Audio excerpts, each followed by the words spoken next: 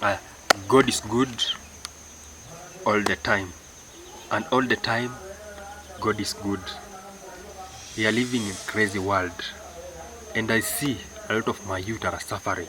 And today I want to share with my youth with a verse from the book of Joshua 1 verse 9, and it say, "Be strong of good courage, for the Lord your God is with thee, whoever go against."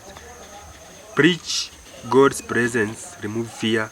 Courage come from knowing God with us. Another book from Isaiah 41 verse 10.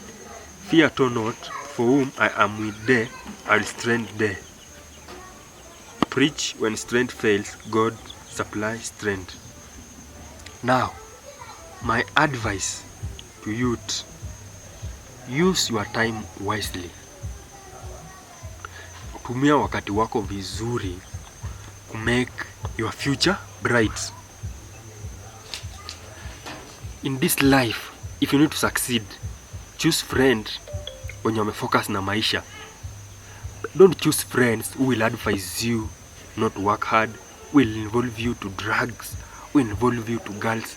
For this life to succeed, deal na friend wenye wana work hard, wenye wamefocus na hii maisha, ndio ili pia wewe you learn from them.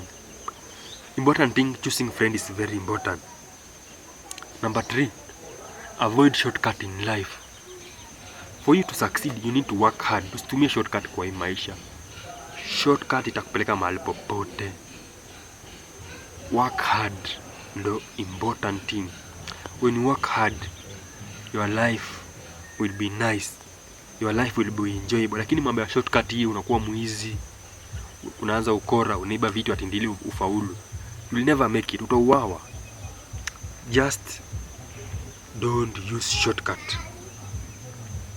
Another one, respect your parents and your elder.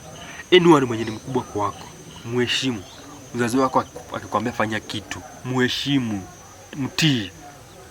Tii mzazi wako ili uishi maisha marefu. Hata Biblia inasema hivyo. Because laana ya mzazi sio mzuri. Ukimsikiza mzazi wako, maisha yako yatakuwa maisha yenye furaha na yenye baraka, na utafanikiwa. Another one, take care of your health and your mind. Hii mwili yetu, one mistake, you are gone.